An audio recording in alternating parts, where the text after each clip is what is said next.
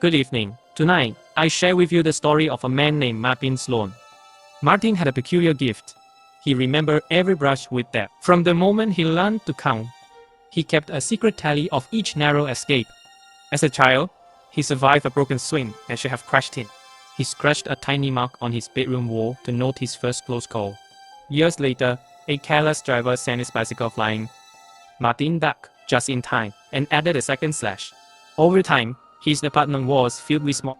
Meat not just proof of his uncanny luck. By the time he turned 30, Martin had 10 marks.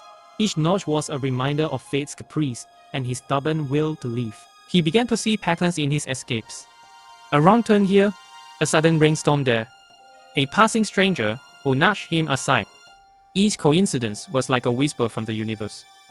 At work, Martin handled accident reports for the city. He charted crashes, falls, drownings, events that nearly ended lives. He watched other survivors struggle, clutching scars and fading memories. But Martin never waited. His tally kept him alert. Almost calm, he believed that as long as he stayed aware, he could cheat the next disaster. One afternoon, he noticed something odd. When he compared his marks to the records of near-fatal incidents, he saw a chilling pattern. People who survived 9 major close calls almost always died on the 10th. A man who missed a train seconds before it plunged off a broken bridge died weeks later from minor heart attack. A woman who stepped off a faulty elevator platform survived but collapsed in her kitchen. Martin's heart pounded as he realized his own count. 9. 9 times he cheated death, and the 10th would be his last. He vowed to break the pattern. He quit his risky hiking trips, hired a careful driver, never left his house without checking every lock. Weeks passed without incident. Martin believed he had outsmarted fate. He walked through his front door each night, glanced at the nice slashes on his wall, and smiled. A fate has a quiet sense of humor.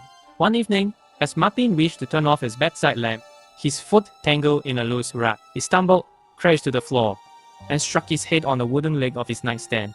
The world spun, and then everything went dark. When the paramedics arrived, they found his body at the foot of the bed.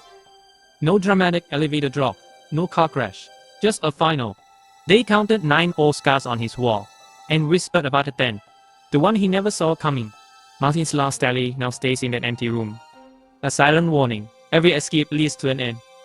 In the quiet between breath and shadow, fate always collects its final mark. Good night.